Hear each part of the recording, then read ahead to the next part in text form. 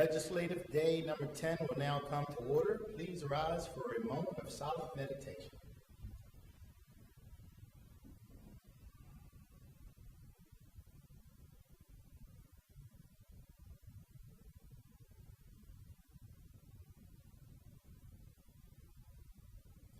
I will now call upon Councilwoman Evans, who will lead us in the Pledge of Allegiance to the flag.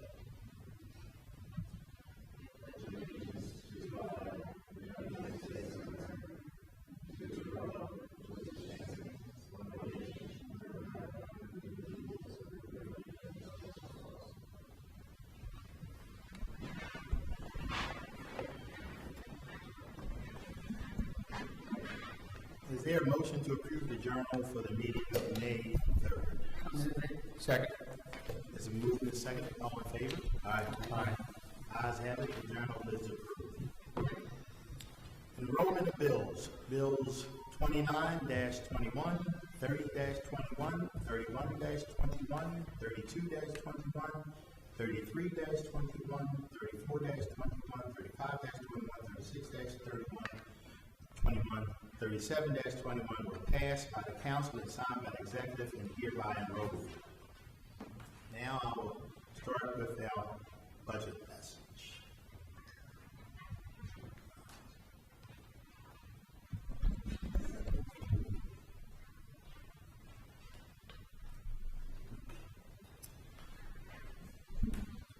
Good morning, everyone. I want to welcome you all to the County Council's adoption of the fiscal year 2022 Baltimore County budget. Especially everyone watching this meeting via live stream and everyone from the county agencies, CCBC and DCPS that are here as we gather in person for just the second time in over a year in the County Council chamber. We convene here for the first time in over a year for the County Executive's presentation of the FY 2022 budget last month. And we are very happy to be here again. Although we have these plexiglass walls between us, it feels great to be here in person with my council colleagues. This is the second time I've been elected chair of the County Council. I last served as the chair in 2018, and I want to thank each of my colleagues for your support and for allowing me to be the steward of the legislative branch for another year. It is amazing how things can change from year to year. As I delivered today,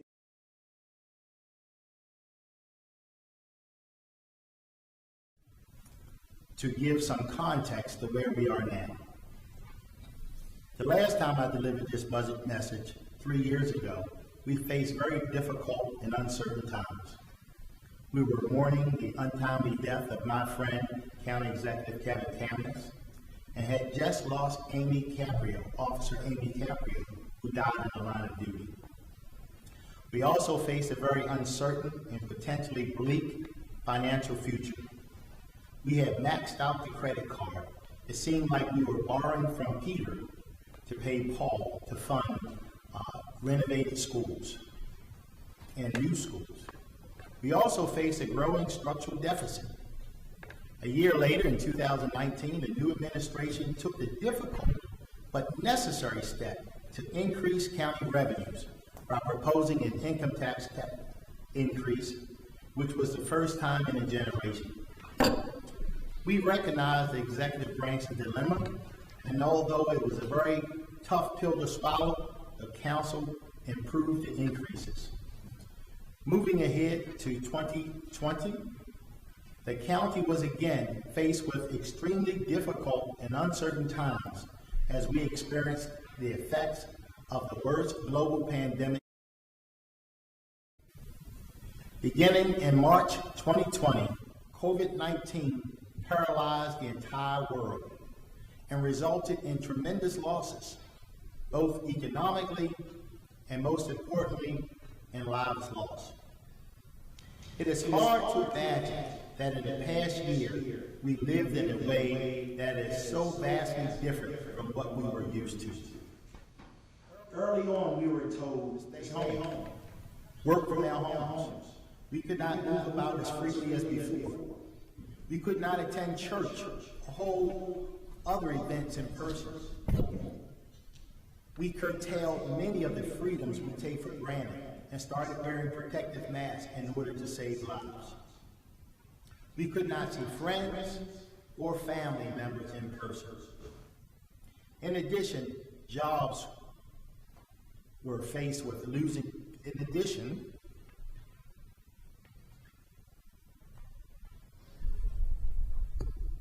So many people lost their jobs and were faced with losing their homes or being evicted. Non-essential businesses were forced to close. Sports and recreations came to an abrupt halt.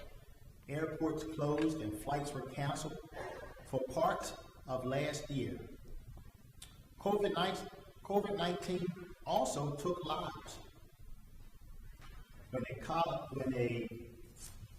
my colleague, Councilwoman Bevins, gave this message a year ago, Baltimore County had reported 5,678 known cases and 308 people from Baltimore County had died from the coronavirus.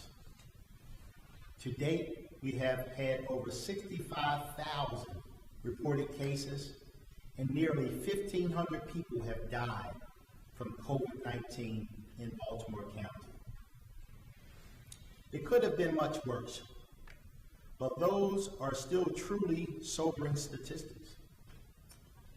Looking back to last year, we also faced a FY 2021 budget that had so many more questions than answers. We really didn't know whether the economic effects of the pandemic would set the county back years, or if we could weather this storm and keep the county headed in the right direction. No doubt our leadership was tested, but my colleagues and I and the administration responded. This time last year, the council had legitimate concerns that the county revenues will fall short and would not be enough to fund the much needed county services that our residents deserve and have come to expect, and would perhaps require us to lay off workers. In fact, the council had some of the most difficult budget decisions the county has ever known. It was not a question of whether there would be cuts to the budget. Rather, the issue was how much. To their credit, the administration officials also recognized the budget that they put together and presented as the pandemic began to unfold needed to be revisited and pared down. We did not look forward to the prospect of making cuts in a vacuum, and we worked with the administration to find areas that could be reduced.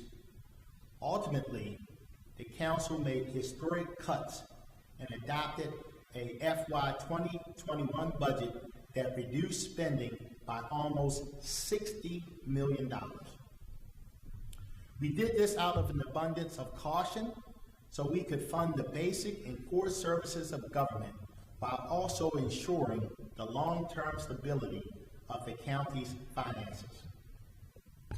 As the pandemic began to take hold during the spring and summer, although brick and mortar offices were closed, county government continued to operate and deliver for our residents.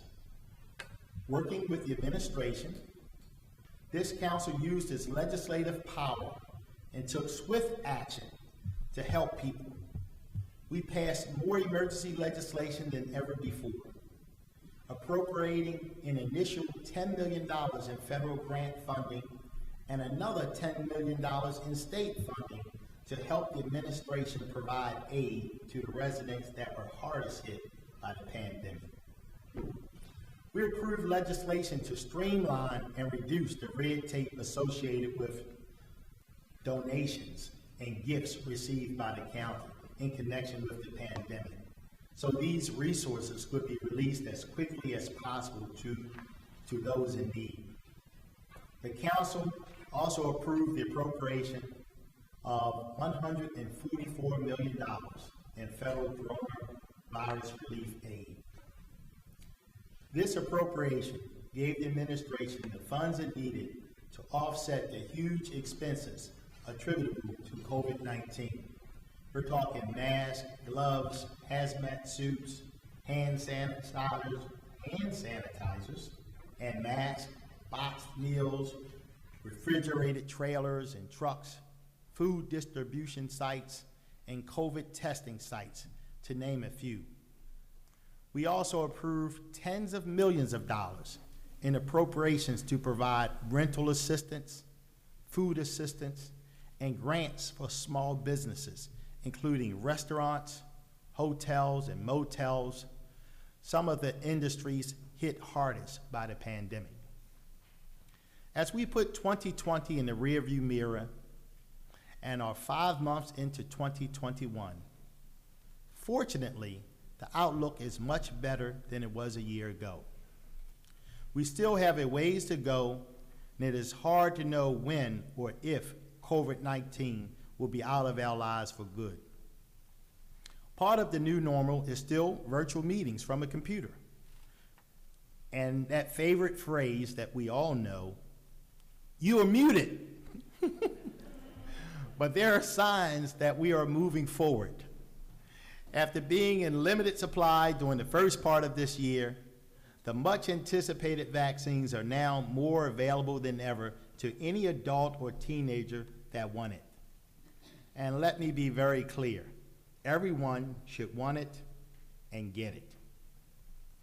We've gotten to a point where you don't even need an appointment. Just walk in and get the shot. It's that simple. We've also reached a point where children aged 12 to 17 can now get the vaccine. This is truly remarkable when you think about where we were a year ago, or even just 6 months ago. It is a tribute to the companies and their research scientists who have gotten the vaccines out so quickly and safely, and our federal, state, and county health professionals. In fact, I want to take this opportunity to thank the great Dr. Gregory Branch, the county's health officer and the director of Health and Human Services. Dr. Branch and his incredible staff have been true heroes during this pandemic.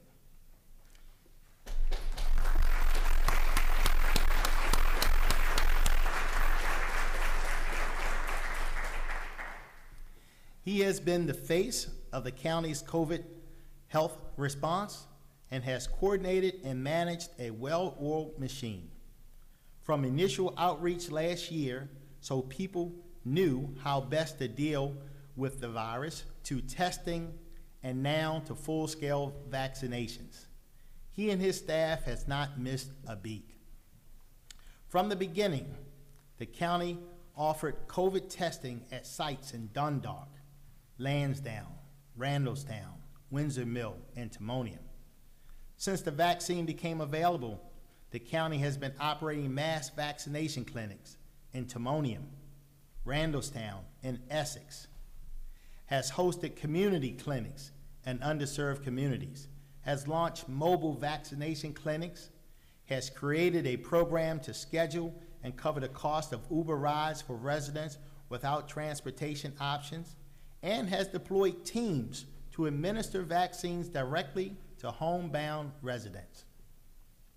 In fact, I can speak about my own experience in giving praise to Dr. Branch's team. I have visited the county sites a number of times, having been tested several times, and having taken my 85-year-old mother for her 2 vaccine shots and me for my shots. Every experience was better than the one before, with very short lines and very courteous and caring people looking after us. Dr. Branch, to you and your staff, thank you so very, very much.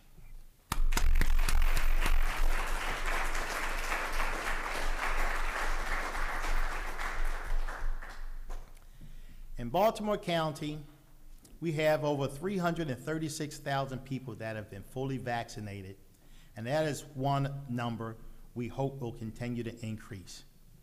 On the other hand, we are seeing other numbers go down, and showing real signs of COVID-19 health recovery. The county's positivity rate is below 2%. Hospitalizations are down, and thank goodness fewer and fewer people are dying from the virus. The vaccine and our diligence are working. Another encouraging sign was the county executive's announcement a few weeks ago that Baltimore County had joined the state in lifting all restrictions, including capacity restrictions on indoor and outdoor venues and indoor and outdoor dining effective Saturday, May 15th. The mask requirements for certain indoor establishments remain in effect, but that only makes sense as we continue to push for people to get vaccinated. So please, keep that mask handy with you when you're inside public buildings, airports, schools, and businesses that have decided to keep the mask requirement for a while longer. During the past month, my colleagues and I have done what we always do this time of year. With the help of the county's auditor's office, we have pored over the fiscal year 2022 budget and looked at how county departments and other offices intend to spend hard-earned taxpayer dollars. This year, based on the tone of our budget deliberations last week, I can speak for all my council colleagues when I say that the budget submitted by the administration is a very sound and responsible budget. So today, for fiscal year 2022, we adopt a total operating budget of $3.9 billion, which includes a general fund budget of $2.3 billion and a capital budget of $523 million. What is noteworthy about this year's budget is that for the first time in recent memory, during our deliberations, none of us on this council recommended any cuts to the budget. Believe me, this is not because we agree with every aspect of the administration's budget decisions, and not because we decided to rubber stamp the budget the county executive presented to us last month. In fact, it is a more recognition that the steps the executive and legislative branches have taken in the last few years to improve and stabilize the county's finances have paid off and have now given us the resources to provide funding for projects that we could not afford previously. It also shows a confidence in the administration that incoming COVID-19 relief monies will be spent wisely. Make no mistake, we don't always agree on policy, but unlike in Washington, D.C. and other places, we don't get bogged down by politics. We try to work hard regardless of political party and achieve consensus. We would much rather get things done for the people we represent.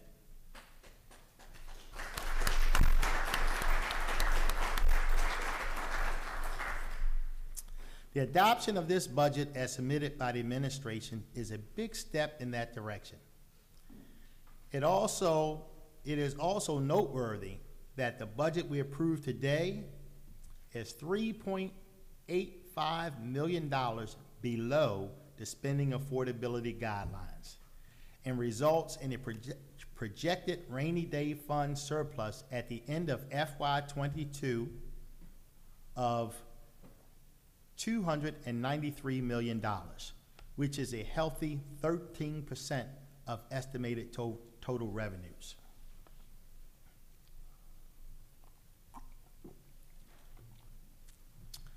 The budget we adopt today fully funds the operating budget of the county agencies and signals an aggressive pursuit of capital projects all over the county. $523 million in capital projects are representative of the county's solid financial footing and are the type of investments that will have lasting results. Another example is the county maintaining a AAA bond rating from all three major rating agencies. This is a great testament to the county's overall credit worthiness.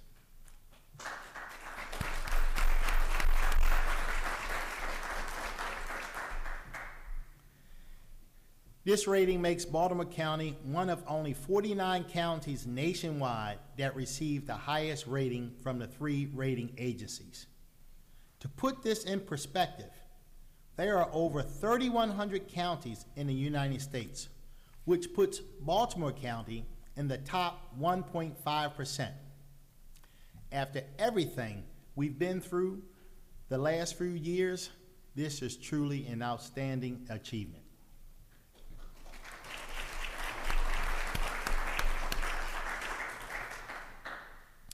The capital budget includes $204 million in school construction for projects such as the Lansdowne High replacement, Scotts Branch Elementary renovation and addition, the Dundalk High School addition design, Summit Park Elementary and Red House Run Elementary replacements. It includes $93 million in capital building projects for the Sparrows Point Fire Station and Police Station, at Trade Point Atlantic, the Wilkins Police Precinct replacement, the Woodlawn Senior Center expansion, and renovations, a new North County Senior Center, the Ricestown Sports Complex expansion, improvements to the Randallstown Library, and land acquisition for the new Catonsville Fire Station. The capital budget includes $76 million in recreation and parks projects, highlighted by the Greens Lane Park design and construction, creating the county's first STEAM center. I like that.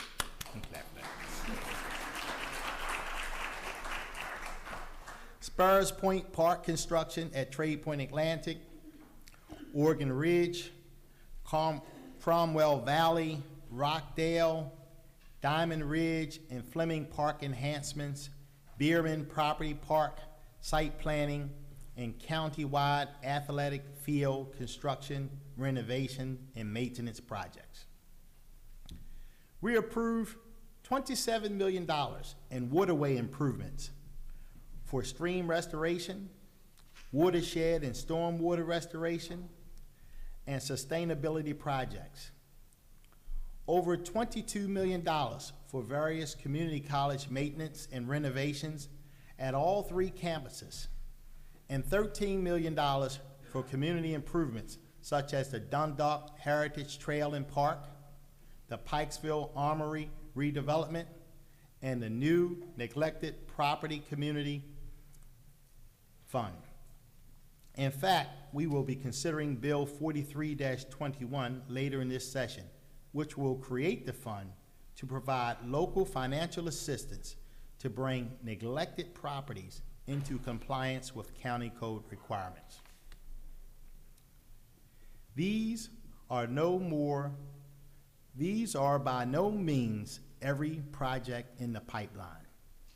Just a few examples of what the county is doing with which the federal governments keep talking about, investing in our infrastructure and supporting capital projects that will make all of our lives better for many years to come.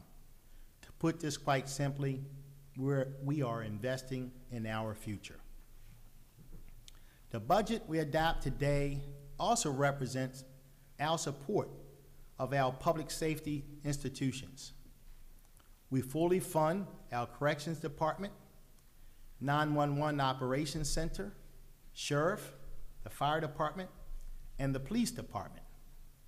As I speak about public safety, it is also important to mention that last fall, during the civil unrest that took place all over the country over the issues of inequitable policing, we took a hard look at what might have what may have been needed here in Baltimore County. We wanted to make a great police force even better, to make officers and policing more accountable, but also not to take away their ability to do their job. In the end, we listened to residents with different backgrounds and demographics from all over the county, and we worked with the police department, state's attorney's office, and the police union. We passed legislation that banned chokeholds, enhances the department's ability to train its officers in best practices such as de-escalation techniques, requires intervention by fellow officers to stop the use of excessive force, and keeps us all safe. I want to acknowledge the hard work and dedication of the men and women that make up the police department. Theirs is a very difficult job, and we pray for their safety each and every day, and for those with whom they may interact with. Also want to recognize the brave and heroic officers who several weeks ago neutralized a deranged killer on Mary Road in Windsor Mill, who set his house ablaze, killed 4 people, and surely would have killed more had it not been for the quick and heroic actions of our Baltimore County police officers.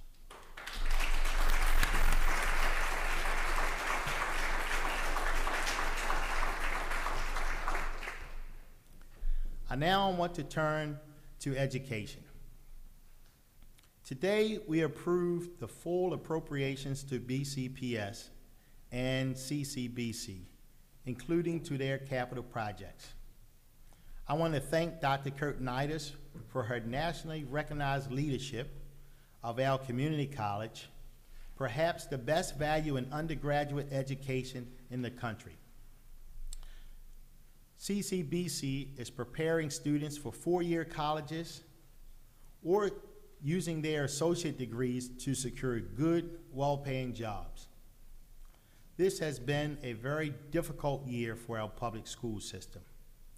When the pandemic began in the spring of last year and BCPS had to close schools, the dominoes that fell were widespread. In-person learning eventually gave way to quickly developed online instruction. Sports and other after-school programs were forced to end prematurely. Proms were canceled. In-person graduations were canceled. And BCPS had to plan for the very real possibility that classes would not resume in person when classes began after the summer. It was a daunting challenge, and the possibility became reality when the pandemic continued and classes were forced to resume remotely and online last fall. To make their situation even more challenging, BCPS was subjected to a ransomware attack just before Thanksgiving.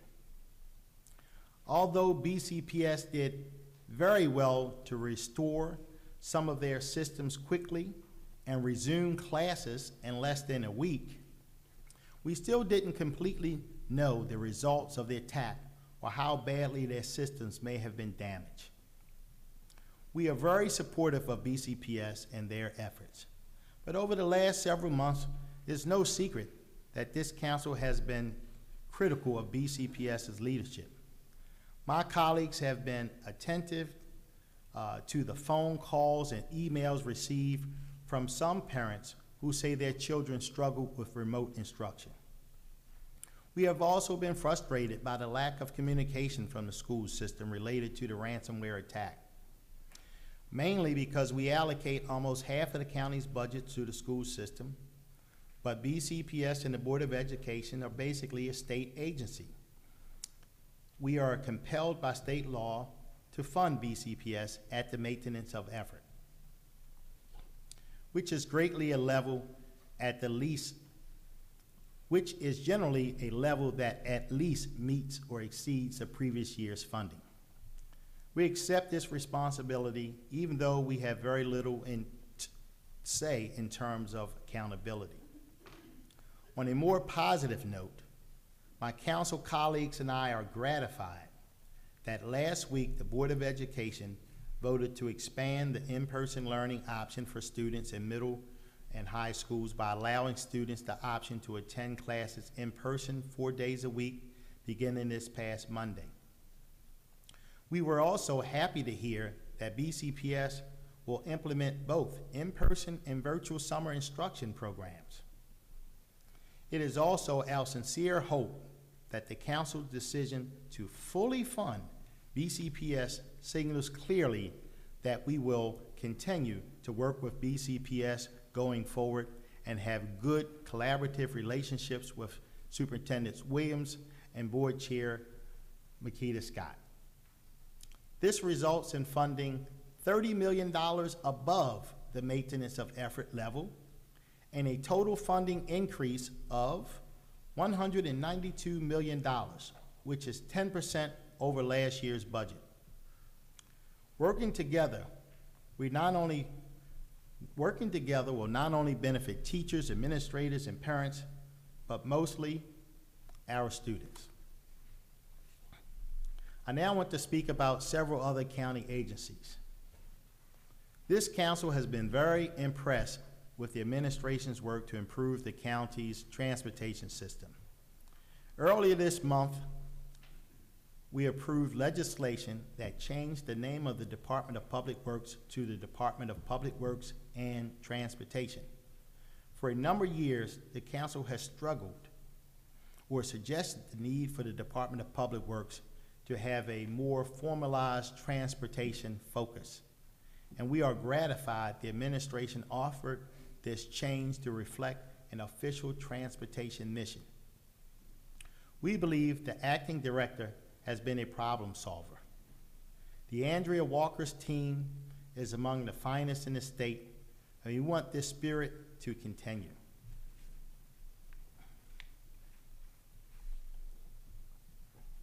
When confronted with difficult traffic situations, we support the department looking at alternatives that perhaps have been successful in other jurisdictions. In general, our constituents support more traffic calming, better connections, expanded biking paths, and a robust, comprehensive vision to transportation. This is also the newly established Department of Housing and Community Development.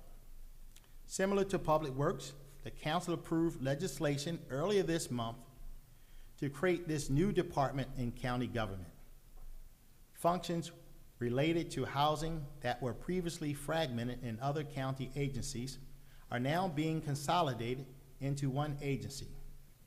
What was evident prior to the pandemic, but became absolutely confirmed during the pandemic, is that the county needed a centralized department that would coordinate and advocate for housing and community development related policies, as well as secure and administer loans, grants, proposals, and create programs to provide affordable housing and related supportive services to county residents. Terry Hickey and his team have done a remarkable job performing these services over the last year in the most difficult of circumstances. And we are confident that having all the housing functions under one roof will make his team even more effective going forward. Also want to mention the Inspector General's office. I am sure someone is aware that several members of the council, myself included, had some pointed questions and discussions with the Inspector General during the office budget hearing. But I think we're all on the same mindset that we completely support the mission of the Office of Inspector to investigate potential fraud, waste, and misconduct, and to advise the council and the executive when the office believes there are policies in county government that could be improved or more efficient. As with any agency, I'm concerned about oversight and accountability. I agree with the administration that the council identified gaps in the current law, and we should work in partnership with the executive to address these issues that were raised last week. During the budget hearings and our deliberations, a number of other special issues came to our attention that warrant brief comment. These comments are set forth in section 4 of this budget message. As I conclude this budget message, I want to thank my colleagues for their attention and hard work during this budget season. All of us on this council are dedicated to public service and doing our best for our constituents. We don't always agree on issues, and sometimes debate can get quite heated. But we always walk away with mutual respect and with an understanding that there are different points of view. I'm especially proud that we have worked very collaboratively during this past month of budget hearings, and I hope that spirit of bipartisanship can continue moving forward. I also want to thank the county executive, the chief administrative officer, Ms. Stacy Rogers, budget director Ed Blades, and the senior staff and the department heads for their hard work in preparing the budget. I want to thank the county auditor and her dedicated staff for their tireless work in preparing the council's budget analysis packages, and our legislative central staff for their great work throughout the year, especially our administrator, Chris Belcastro. We have conducted all of our meetings and communications virtually for over a year. And although we've gotten used to our computer screens and become pretty good at video teleconferencing, Chris has been a great conductor and made sure all of our readings that we are all reading from the same sheet of music. I want to thank all county employees. This time last year, no one knew how long this pandemic would last. And as Dr. Branch has said, we're still not out of the woods yet. But in spite of all the challenges, they have continued to do their jobs either in person or teleworking, while taking care of their families during a time when schools and daycares and many other institutions have closed or altered their schedules. To show our appreciation, I'm proud to announce that we have fully funded the proposed 2% cost of living increase to county employees effective June 30th, as well as a 2% cost of living adjustment effective January 1 of next year. Also want to thank the residents of this great county. Over the past year, we have seen the best of the people of Baltimore County. COVID-19 has taken us like nothing we've ever seen before. It has changed the basis of much of what we do. People have followed the rules and also tried to help one another, and we are trying to get back to what we remember as normal. It hasn't been easy, and it continues to challenge us, but I know when I'm at church or the grocery store or out in the community that we are getting closer to better times. Please be patient, especially with one another, and please, if you haven't yet, go get the vaccine. You will not only be helping yourself and your family and friends, but you will also be helping us all. Finally, as we approach the Memorial Weekend holiday, and also think about the year that has passed and the lives lost from COVID-19, please take a moment to remember our soldiers, the men and women in uniform who sacrificed their lives for our country and our freedom. Thank you very much for listening, and may God bless you all. Thank you.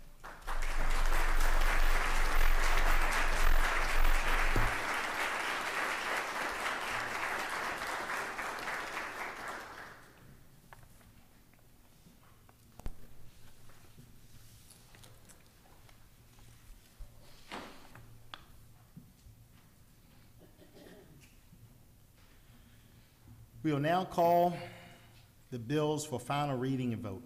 Mr. Secretary, will you now read the first bill? And I guess what I'll do is, for those that may want to leave now, who just came for the budget message, we're going to go into our regular meeting. So if you want to leave, this is the time you can. Thank you, Dr. Terry. Sure. And we thank you all for joining us today. Mr. Secretary, please call all bills for final reading and vote. Yes, sir. Thank you, Mr. Chairman. Sure. First is Bill 3821. This is the annual budget and appropriation ordinance for Baltimore County. Mr. Secretary, please call the roll on Bill 33-20. That was a typo. I'm sorry, Mr. Chair. It's 38-21. Okay. Mr. Jones? Aye. Mr. Quirk? Aye. Mr. Patoka? Aye. Mr. Catch? Aye. Aye. Mr. Marks? Aye. Mrs. Bevins? Aye. Mr. Crandall? Aye. Bill 38-21 is passed. Mr. Secretary, next bill, please. Next, Mr. Chairman, is Bill 39-21. This is the personnel law of Baltimore County. And we do have a witness for this bill, Okay. Mr. Chair. Ms. Renee Coleman, you want to come up and testify on this bill?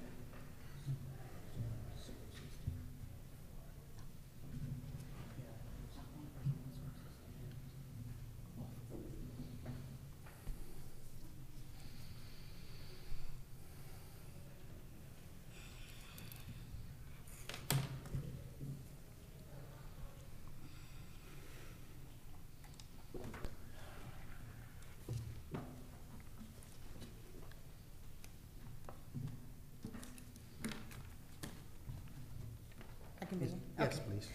Yes, so Bill 3921 seeks to implement the changes to the classification and compensation plan as recommended by the Personnel and Salary Advisory Board or resulting from labor negotiations for FY 2022.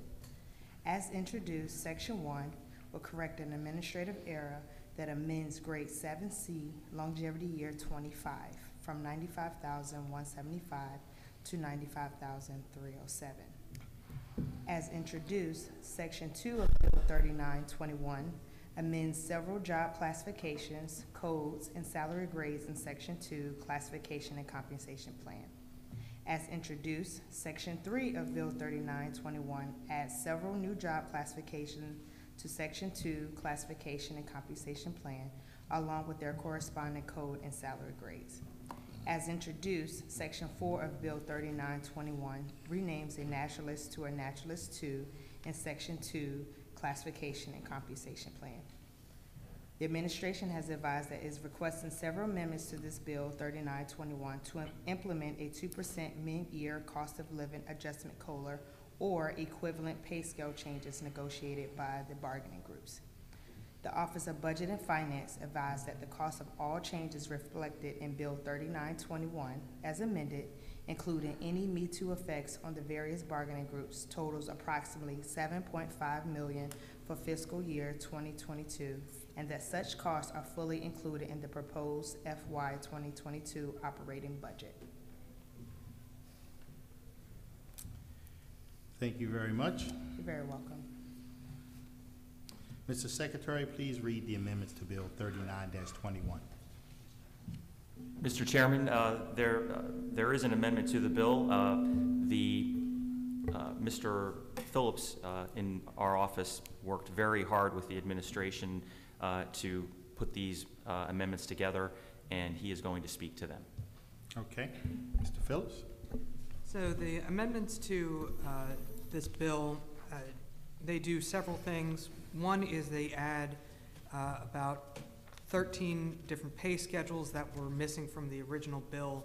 I was advised by the administration that, among others, COVID-19 delayed the drafting of these pay schedules, so that's why they're an amendment. The amendments also add a a position, change the classification for a GIS senior analyst. And that's pretty much the sum and substance of these amendments. Thank you very much. Is there a motion to approve the amendments to Bill 39-21? So moved.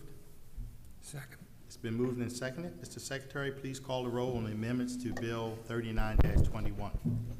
Mr. Jones? Aye. Mr. Catch? Aye. Mr. Quirk? Aye. Mr. Crandall? Aye. Mrs. Bevins? Aye. Mr. Marks? Aye. Mr. Patoka? Aye. The ayes have it.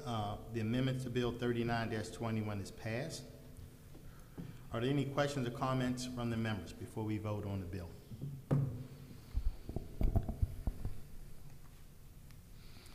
Hearing none, is there a motion to approve Bill 39-21 as amended? So moved. Second. It's been moved and seconded. Mr. Secretary, please call the roll on Bill 39-21 as amended.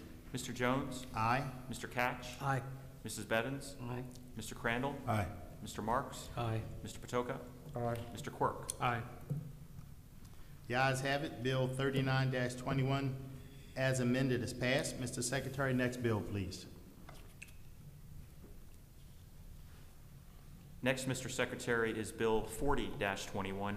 This is the annual property tax ordinance for the county.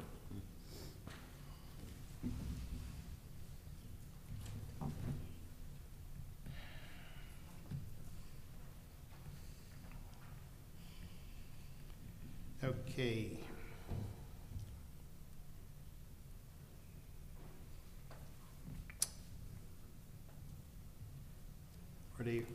Do we have someone to read this into the record? There's no witness necessary for this one, Mr. Chairman. And if there are no questions from the members, you can move right to the vote. Okay. Any questions, comments? Mr. Secretary, please call the roll on Bill 40-21. Another typo, sorry about that, sir. Sorry. Yes, sir. Mr. Jones? Aye. Mr. Quirk? Aye. Mr. Crandall? Aye. Mrs. Bevins? Aye. Mr. Patoka? Aye. Mr. Catch? Aye. Mr. Marks? Aye. Ayes have it. Bill 40-21 is passed. Next bill, Mr. Secretary. Next, Mr. Chairman, is Bill 41-21. This is a bill for the current expense budget, COVID-19 FEMA projects, emergency measure. Okay. Mr. Kevin Reed.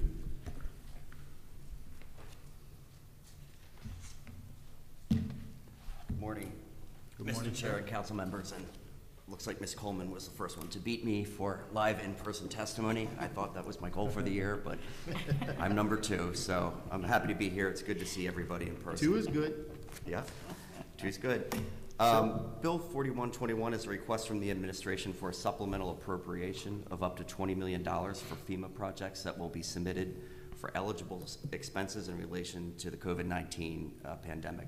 We have 3 major activities going on as far as leveraging external funding, and that's wrapping up the closing out the CARES funding, the ability to submit eligible expenses to FEMA, as well as beginning our ARP, which I think we'll discuss next. So a normal FEMA event for a natural disaster would be, you know, maybe $1 million, $3 million. It would be short lasting, in which the projects would be submitted for reimbursement that may or may not cross fiscal years. What we have here, unfortunately, with COVID-19 is a large-scale, large-dollar event that has been long-lasting, which is not typical. So this appropriation is a placeholder. It's really an accounting maneuver so that these expenditures do not sit in a general fund budget or a grant budget while we await reimbursement.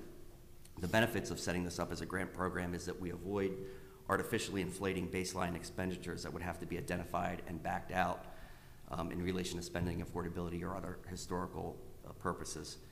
Reimbursements will be applied directly back to this grant, and currently our FEMA reimbursement is at 100%. And we've identified $12 million in potentially eligible expenditures that we're working with our local representative to submit as we speak. Thank you very much, Mr. Reed. You're welcome. Does that mean my time's up and I can? It's, you know, it's like It's like the Oscars, when the music starts to play, it's time to stop That's talking, right. you know? We'll put that timer on for the next That's one. right, that's right. We're about to boot you off the stage. I'm okay. Are any questions on Bill 41-21? Mr. Secretary, you have some amendments to 41-21. Yes, sir, Mr. Chairman. They're really very technical amendments requested by the administration. The first would just clarify that these federal funds that are made available are anticipated to be federal funds. And second, the amendment would strike a reference to subsection B of section 712 of the charter, just to clarify things. Thank you very much. Is there a motion to approve the amendments to Bill 41-21? I'll move it. Is there a second? It's been moved and seconded. Mr. Secretary, please call the roll to the amendments to Bill 41-21. Mr. Jones? Aye. Mrs. Bevins? Aye. Mr. Quirk? Aye. Mr. Patoka? Aye. Mr. Catch? Aye. Mr. Crandall? Aye. Mr. Marks? Aye. The ayes have it. The amendments pass. Are there any questions or comments from the members before we vote? Is there a motion to approve Bill 41-21 as amended? So moved. Second. Been moved and seconded. Mr. Secretary, please call the roll on Bill 41-21 as amended. Mr. Jones? Aye. Mr. Catch? Aye. Mrs. Bevins? Aye. Mr. Marks? Aye. Mr. Patoka? Aye. Mr. Quirk? Aye. Mr. Crandall? Aye. The ayes have it. Bill 41-21 as amended is passed. Mr. Secretary, next item, please. Next, Mr. Chairman, is Bill 42-21. This is also a current expense budget bill, American Rescue Plan Emergency Measure. Okay, Mr. Reed? Thank you, Mr. Chairman. Sure. The administration is requesting approval of a supplemental appropriation in the amount of $161 million for Baltimore County's allocation of the American Rescue Plan. The final allocation that Baltimore County is set to receive is $160,706,923. The requested appropriation of $161 million includes an interest allocation that the interim guidance does allow us to account for. And as requested, it's my understanding that the council's been provided a briefing document of our draft blueprint outlining the planned use of our ARP funding. And I'm happy to run through that. And we structured this similar to how we have set up our CARES funding with major impact areas where we'll have buckets of activities to make charges against that seem to work very well for our reporting purposes. So in summary, impact area 1 is really our miscellaneous increased expenditures, and these are for items that are directly related to the county's COVID-19 response and are separate from the FY22 operating budget that you just approved. These are items like PPE, increased janitorial expenses, and additional items such as things needed for OIT and cleaning. It also includes personnel costs, including a premium pay cost estimate and the potential for additional positions or labor chargebacks for employees whose activities are directly related to COVID-19 specific activities. So when we talk about chargebacks, as far as they are concerned, as of March 31st, we had $12.1 million in labor-related chargebacks from the general fund to the CARES grant. And this, again, assists us with retaining an adequate fund balance as we move into FY22. The $15.8 million that estimate that you see assumes that effort reporting will drop off in the future and is also dedicated to additional temporary personnel in areas to support our efforts in relation to food access coordination and small business resource consultants. The $78 million estimate in total, again, is over the 2.5-year grant duration. And by comparison, as of April 30th, in 13.5 months, we spent $87.6 million in these categories in the CARES Act funding. So this is a significant reduction in these planned expenditures in this category, as we hope our overall emergency response decreases over this time period and changes into more recovery. But again, that's something that we monitor closely, and we will have the flexibility to adjust as needed. Impact Area 2 is addressing the negative economic impacts. And in CARES, we provided over $10.8 million in a little over a year that supported other external funding that provided 1,489 grants across a wide range of businesses, including restaurants, hotels, personnel services, and retail. In this $25 million estimate, we have the opportunity here to add in a more broader economic recovery approach that includes other impacted industries such as tourism, travel, hospitality, as well as we have the ability to potentially do something for the not-for-profit sector. This could be in the form of grants to these areas or as well as assistance to individuals and their families that have been negatively impacted. The Subcabinet on Economic Recovery, led by Director Howie of the Department of Economic and Workforce Development, has already held 3 public roundtables to solicit ideas from members of the community in these various sectors, and will submit recommendations in the near future. Moving to Impact Area 3, we can't forget public health, and we've added on a component of behavioral health. This $5 million placeholder in this function aims to support another $28 million in grant funding that the Department of Health has included in its FY22 budget that is reserved for COVID-19 related activities, specifically for supporting vaccination efforts. Over the course of the last year, the county spent $14.5 million in the CARES bucket that was dedicated to testing, contact tracing, and vaccination, as well as labor chargebacks dedicated to other public health responses. We know that the pandemic has exposed and exacerbated inequities and health disparities, as well as behavioral health issues with our residents. And $3.4 million of this placeholder will be used to fund the previously announced expansion of our mobile crisis team and the balancing of funding to support chronic disease prevention in relation to COVID-19, with an emphasis on our disproportionately and unrepresented communities. As we've learned over the past year, the public health response, it's a fluid situation. While we are currently shifting from a large-scale, location-specific vaccination efforts to a more targeted approach, if things change significantly this fall and the need for testing ramps up again, or we begin vaccinating children under the age of 12, or potentially providing booster shots to the general public, we will need to be prepared to adjust this bucket as necessary. Impact Area 4, revenue loss and stabilization. This is kind of the good news, bad news. I guess it's good news in that, you know, although CARES Act funding specifically prohibited revenue replacement, under ARP we do have the opportunity to provide government services to the extent of revenue reduction in revenue experienced due to COVID-19. But you know, as we've discussed, the county did very well, and we've weathered the economic storm thus far. So there's certain methodologies that we have to work through. We have to look at revenue as a whole. We can't cherry pick individual revenues.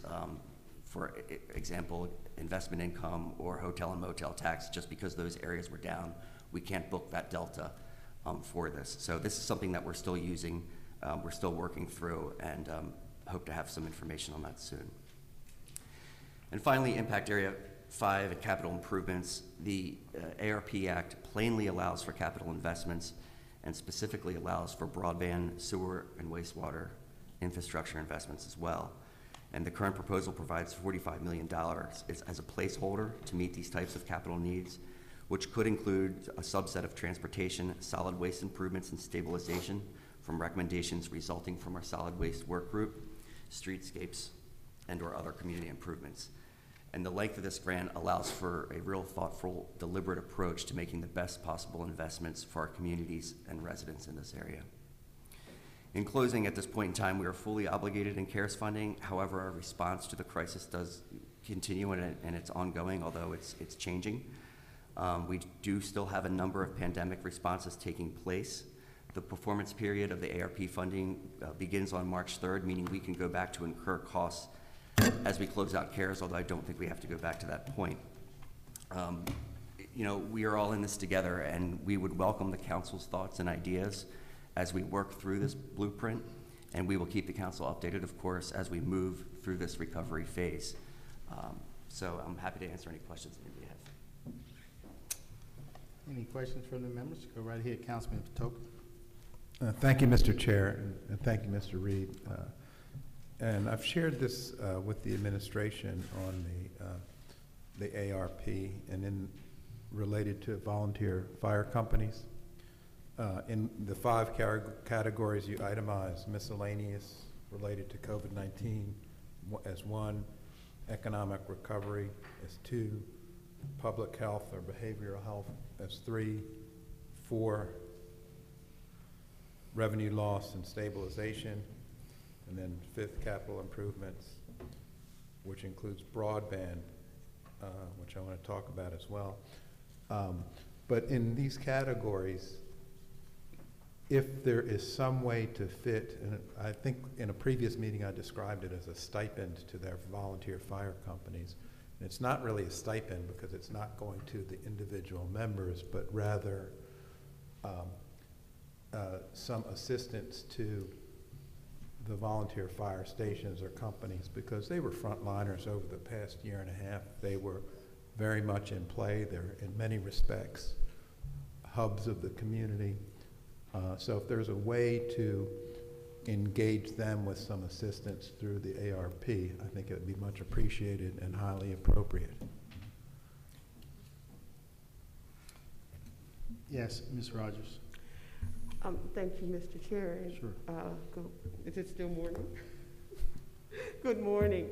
Councilmember Patoka, we are absolutely engaged with the Volunteer Fire Association about what we can do. We are looking very closely at ways that we can identify funding. The county executive is fully supportive of our doing so. We just have to find the right vehicle to do it, because as we've reviewed the guidances, there are certain nuances in certain parts of the money that we had to see, did that apply to any nonprofit, but particularly volunteer fire companies. But we are absolutely committed to doing that and are looking for the best vehicle. We've consulted with OOL, and we've also consulted back with the federal level. Mr. Reed is specifically trying to ensure that we do this appropriately so we don't have any chargebacks or disallowances on the back end. Sure. Thank you, Ms. Rogers. And it looks like these are going to be budgeted in bulk accounts to be allocated at some point in the future for specific line items. Absolutely. And we asked, Chief Run actually engaged with the Volunteer Fighter Association for recommendations, and now we're trying to look at, as we look at those recommendations, how we apply the guidances. Great. Thank you. Thank you, Ms. Rogers. Thank you, Mr. Reed. And the only other comment I wanted to make related to broadband, Mr. Chair, thank you for your leadership over the past 6 months in Zoom meetings. But the one area we could improve upon is in broadband to our colleague from the 3rd District who struggled during that time. If we could get broadband directly to Councilman Catch's house, that would be very helpful if we need to go virtual again. Thank you. Thank you. And I echo your comments, Councilman Batoka. I know that I have reached out to the administration as well as the executive and the chief about making sure that we certainly show our appreciation for the work of the volunteer firefighters, and I'm confident it'll be done. Just as I appreciate your comments, Mr. Reed, and we certainly appreciate the administration coming forth with some additional details on the $161 million appropriation, as well as all the conversations we've had about ensuring that we will be in this together every step of the way, before as well as after the appropriations are made in terms of decisions. So I appreciate that very much, and it certainly has satisfied me and my colleagues, so we don't have any additional amendments that I know we talked about before, but we're not even going to go there. Mr. Chair? Sure. Yeah, I need to make a comment about internet for my constituents in northern Baltimore County. When the beginning of this term, I worked with the county executive on the problem of the fact that there are 25,000 homes in northern Baltimore County that don't have internet access. Despite what my colleague from the 2nd District has to say, I actually have it because I live closer to, I live within the hurdle, and I pay $280 a month. So, But anyhow, so I can tell you I have it, and the reason I keep the Comcast is that we live in a house built in 1850, and there's been all kinds of problems keeping it working correctly, and I hate to admit it, but I think there is something wrong again. I'm gonna have to call him, and Forrest will come out, and he will straighten it out, I hope. So, but I appreciate the administration. They said early on they were gonna work to expand internet availability to all of Baltimore County, of course, especially northern Baltimore County. And they hired an individual from Comcast who's done an excellent job trying to facilitate connecting homes. The administration has worked with the state, securing millions of dollars for additional internet connections. And I want to thank them for that. And, you know, I really appreciate it when administration makes commitments and they follow through. And I appreciate it so much, and so do my constituents. Thank you. Mr. Chair, if I may. Yes, Councilman Crandall. Sure. Kevin, thank you for you and your staff and the administration's work on this. Yeah, I think that we did have a concern that was expressed in the work session that this is kind of a $161 million check without knowing exactly what it's going to. And that, of course, can make the council nervous. But I've been assured by Mr. Connor in the administration that there's going to be plenty of communication. I think there already is between the agencies and the executive branch and legislative branch. So I do have a comfort level on this. I think it's an opportunity to really take better care of our citizens, and the money's coming. And I would just urge, as these things roll out and the ideas roll out, just the request that you keep us notified as quickly as you can. And of course, you've already solicited some of our input on some of our ideas. So that's a good thing. And I'm sorry that you were second. Well, you know, And even though I hate the things, we'll give you a participation trophy. Thank you, Mr. Chair. You have to say you're the first man. yeah, Mr. Chairman, you also stole my joke as well, because I was going to do, am I on mute? You know, that's that, but you already had that in your speech, so is my camera on, you know? Mr. Chair, Mr. Chair. Yeah, yes, Ms. Bevins, and then you, Ms. Rogers. You'll always be my number one. It's good to know, Councilwoman. Okay, you're welcome. Noted. Okay. It is a transition back, though, because you can't wait till the very last minute to get to the next meeting. Right. But you try to put it on and say, oh my God, this is an in-person, so you run down the hall.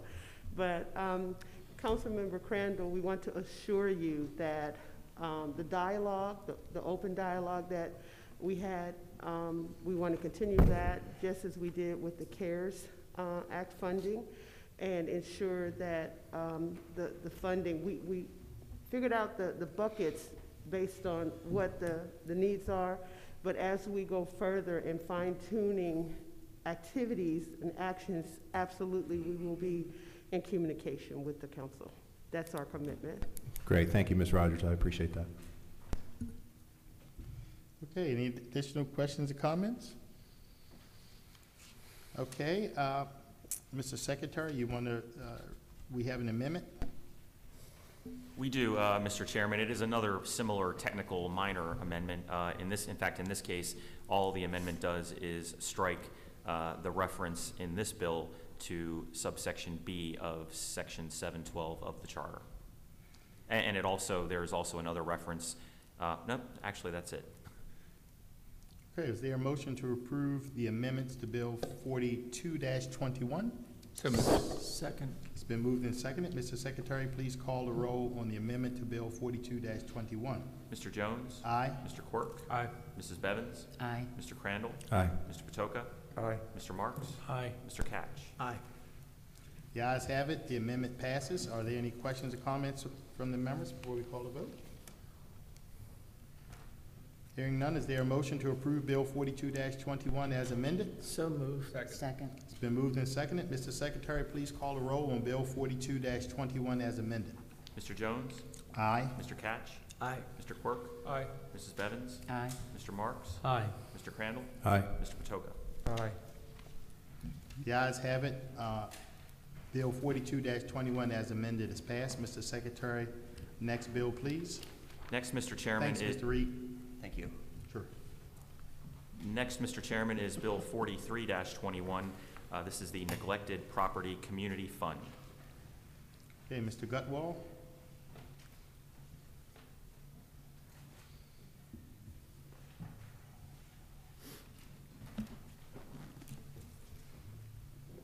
That's a hard act to follow. I'm the third male or third person with a mask on today. Good evening, Mr. Chair, members of the council. Bill 43-21 establishes a new non-lapsing special fund to provide local financial assistance to bring neglected properties into compliance with the county code. If you recall, the Code Enforcement Task Force recommended establishing a special revolving fund generated from fines and liens collected through code enforcement. This bill establishes this fund to stabilize, repair, and demolish derelict properties and structures, provides residential and business owners with financial assistance to bring properties into compliance with the code, implement existing and enhanced code enforcement compliance techniques to deal with trash, weed control, rat eradication, and debris. The fiscal 22 budget includes $2 million for the fund. Historically, these funds are from general funds, and in the PAI budget ranging from about $700,000 to $800,000 a year. The sources of this revenue include about $1.5 million generated from code-related fines and liens. Any questions? Any questions from the members? Mr. Chair, Yes, Mr. Patoka. I just want to recognize Mr. Gutwald as the first planner to testify in an in-person meeting. Thank you, Mr. Gutwald, for representing our profession. Councilman Marks. Thank you very much. Unrelated to this issue, I want to thank you, Mr. Gutwald. I've noticed a real improvement since you took over this department.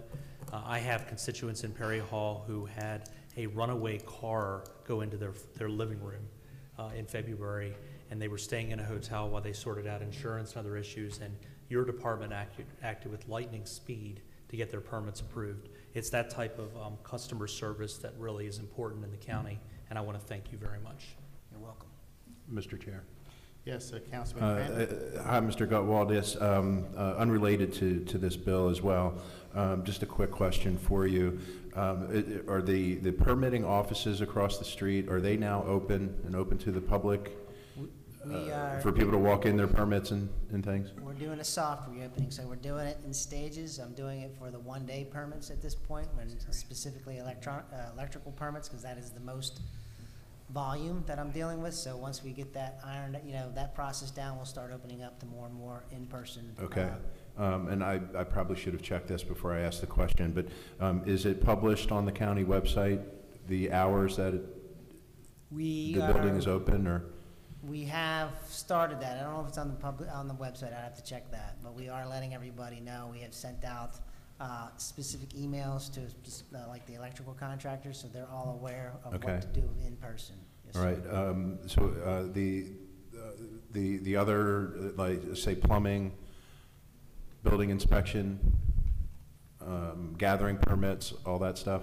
Is still drop off or mailed in, but I'm putting a game plan together to slowly allow to do that. I'm working out the arrangement that we have out in the lobby for in person, and keeping the crowds down, if you will. So it's by Sure. appointment only. So. Okay.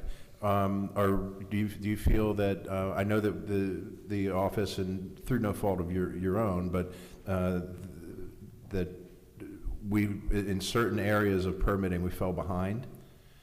Are we where we should be yet? Or we're just climbing, we're still climbing the mountain? We're still climbing, but we're doing much better than we have been. Okay. We're not weeks behind, we are only days behind. Okay. Well, good. I know it hasn't been easy, so appreciate your effort. Thanks. Mr. Chairman. Yes, Ms. Rogers. Councilmember Crandall, we also want to let you know that we monitor the backlog on a regular basis. For a period there, the county executive himself sat in with the meetings monitoring the backlog. The other thing I'll say about the promotion as we move forward, particularly into the fall, as we introduce more capability. We have a online page now where you can make appointments for different county services that give spacing in terms of the numbers of people who are in the building, so we're trying to promote that. During the pandemic, we did some benchmarking with other jurisdictions and found this process application down in the state of Florida that we have implemented. So we can send some additional information to you and your staffs so that you can talk to constituents about being able to make appointments for in-person services. That would be very helpful if you all could send that along.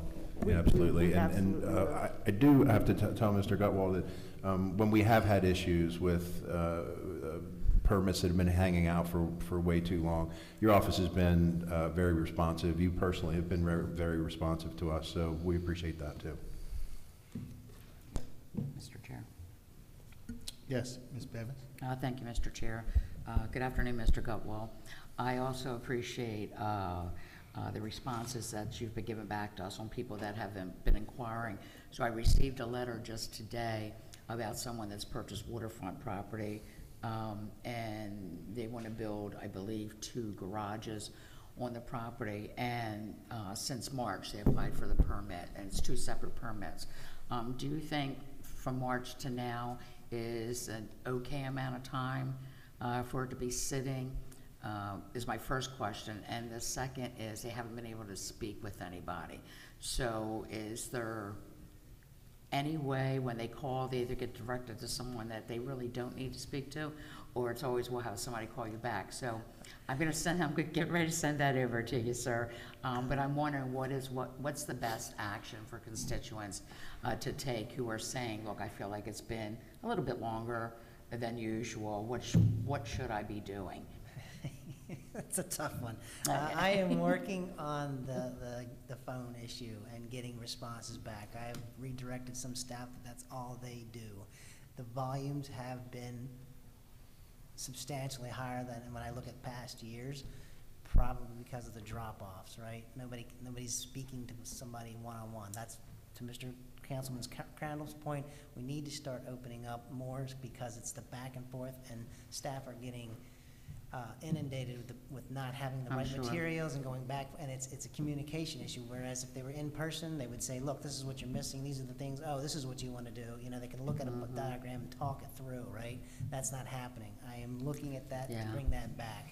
So that's causing some of the issues and delays. When you get one phone call, that could take 40 minutes because it's just talking the person through the process, which backs up the other phone calls. And I actually think this is a little complicated because it's questioning about the height of garages compared to, they already have to build the house up 10.5 feet. I was just about to because say it's in the flood zone. So they just have questions they need answered, and they feel like they haven't been able to move forward at all. So I just got it today, so I'm going to send it over, and hopefully we can get somebody at least in a conversation with them. I assure them that we try to work with them as quickly as we can, but we've had issues since COVID, because as soon as we get their houses built, then they go on the tax roll, and you know, we're happy about that. So, you know, I guarantee them that we're trying to do the best that we can with what we've been dealt with this year for sure. And you've been very good at hunting things down and calling people back, and I really appreciate that. So I'm going to send you one more. Okay, no problem. Any other questions or comments? I will just echo what others have said. Mr. Gutwald, you certainly have been very responsive to me at a number of issues, and you jumped right on it. You got it taken care of, which is great for the citizens and good for me. So thank you so much. There's no other questions. Mr. Secretary, please let me see, is there, what do we guess, calling the roll here now, right? Yes, sir. Let's call the roll on Bill 43-21. Mr. Jones? Aye. Mr. Marks? Aye. Mrs. Bevins? Aye. Mr. Crandall? Aye. Mr. Quirk? Aye. Mr. Patoka? Aye. Mr. Catch? Aye. Ayes have it, Bill 43-21 has passed. Mr. Secretary, next bill, please. Next, Mr. Chairman, is Bill 44-21. This is a bill sponsored by Councilman Catch, zoning regulations, multifamily residential uses in the ML zone. Councilman Catch? Yes, thank you, Mr. Chair. Sure. This legislation is a red-headed Eskimo. In other words, it applies to just one plot of land in Baltimore County, and that's in Hunt Valley, in what I call the Hunt Valley Industrial Park. It's a extended stay motel where, if you take a look at it, it has not been maintained properly over the years. And in fact, to take this a little farther down the road, if you want to rent a room, I understand you can rent it for an hour or two, although I have no experience with that. I've never tried it myself, but the police assure me that that's what you can do there. So anyhow, the building was sold to a new owner who wants to convert it to apartments or condos, whatever. So with this, they've already started actually. And it's very interesting to hear what they find when they are clearing some of these units out that were just left.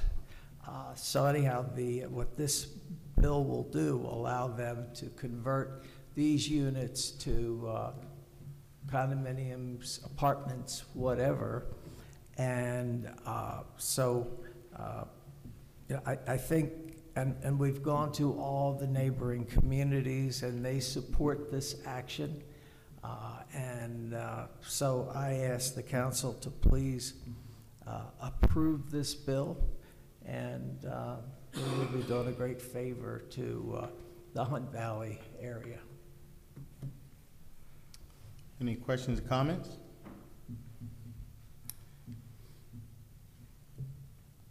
Is there a motion to approve? No, is there an amendment? There is one minor amendment, Mr. Chairman. There are some qualifiers in the bill, and the amendment would specify that there can, in no event, the conversion of the units from extended stay suites to apartments can in no event exceed a total of 96 units. That is the number of suites that are there presently, and this amendment just specifies that. And the other amendment would state that would strike the 750-foot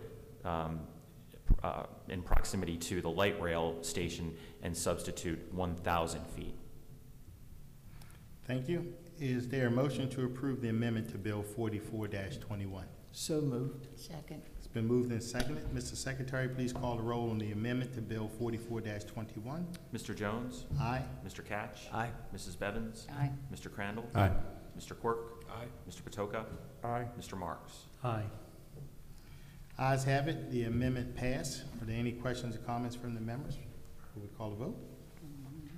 Is there a motion to approve Bill 44-21 as amended? So moved. I'll second it. It's been moved and seconded. Mr. Secretary, please call the roll on Bill 44-21 as amended.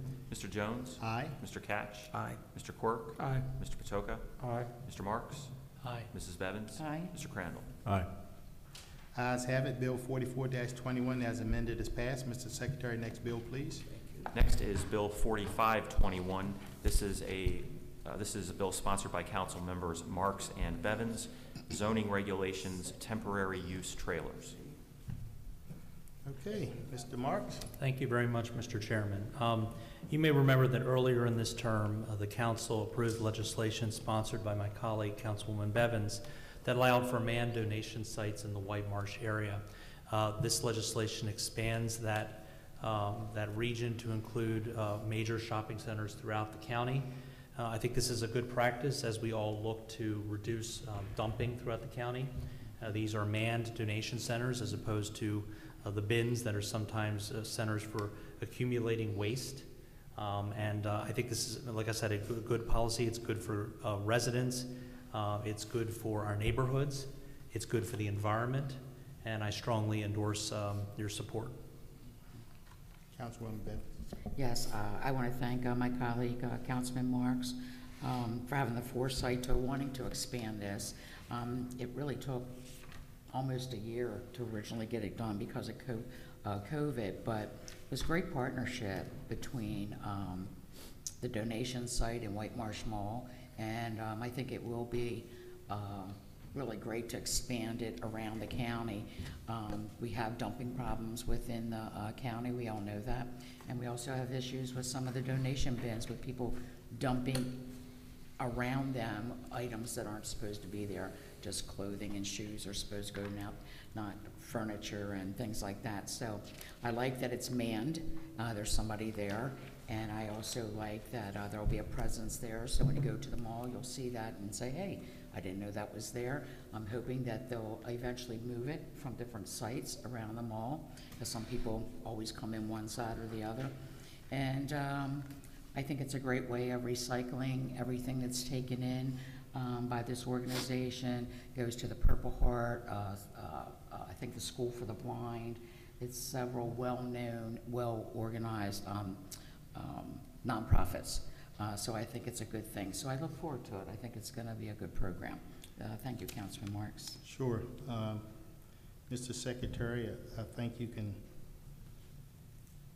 add me as a co-sponsor, or are we going to add you to, Councilman? Sure, why not? I'll pile on. All right. You have a comment? I do have a comment and a couple questions.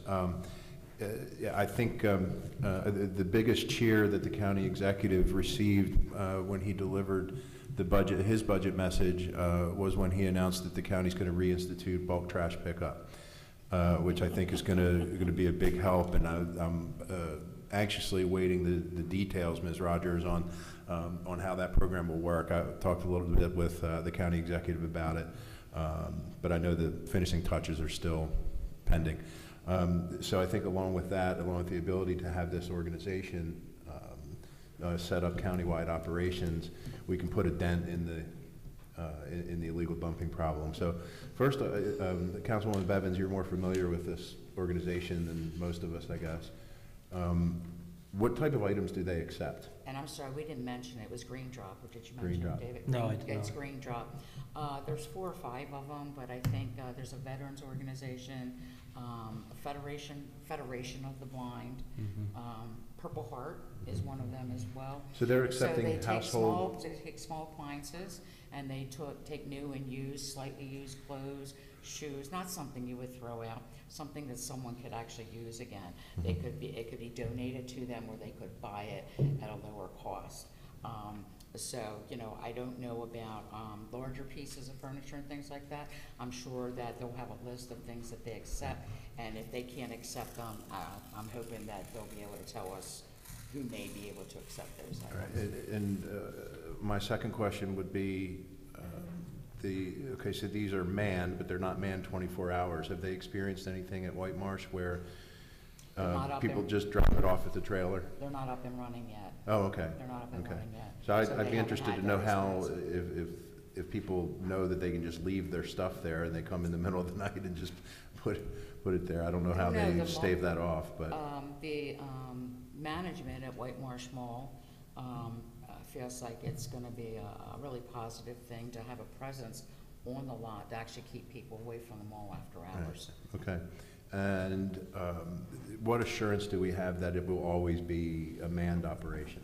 Well, we've had that assurance, so if it doesn't, you know, I guess that will definitely be an issue that the mall will take up with them. I doubt it would ever get to us, because the mall wouldn't tolerate it, because they don't want any kind of junk loading up on their property. So they're gonna have to be responsible, and the good thing for them is they have a lot of large dumpsters. So, and they always have on-site maintenance folks that could take care of it. So we'll have to wait and see, you know, Okay. how it pans out at the first mall. Well, I'd like them to put a certain clothing donation bin company, and I'm going to call them a company, like to put them out of business with this. I just call them the yellow bins. Yeah. The only thing I would add, Mr. Crandall, is that the bill, the legislation, the original legislation as well as this one, does specify that they have to be manned during certain normal business hours, I believe. Okay, so that's our assurance. It's going to be a law. Yes. Okay. I'm done. Thank you. Thank you. Any additional questions or comments? Okay. Mr. Secretary, please call the roll on Bill 45-21. Mr. Jones? Aye. Mr. Quirk? Aye. Mr. Patoka? Aye. Mr. Crandall?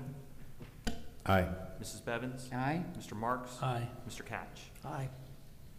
Ayes have it, Bill 45-21 is passed. Mr. Secretary, next bill, please. Next, Mr. Chairman, is Bill 46-21. This bill is sponsored by Councilman Marks. Zoning regulations, uses permitted, residential development proposals adjacent to the Honeygo Overlay District. Councilman Marks. Thank you, Mr. Chairman. Don't let the perfect be the enemy of the good. It's a very wise saying that many of us in local politics and community activism would be smart to follow. In 2000, 21 years ago, my predecessors supported the rezoning of a corner of Honeygo Boulevard and Bel Air Road for commercial development. In 2008, 13 years ago, Baltimore County approved a shopping center at this location. When the developer came to me to seek approval to convert 4 acres of the shopping center to residential development, I thought it was a concept worth exploring. We put together a task force of community leaders chaired by the president of the Perry Hall Improvement Association, a former Baltimore County planning director, that worked for 6 months to come up with a consensus. These were tough negotiations, and I refused to act until the developer agreed to the #1 choice of the committee: age-restricted, low-level senior villas that will not overcrowd our schools or be an unsightly or an imposing site at the entrance to Perry Hall.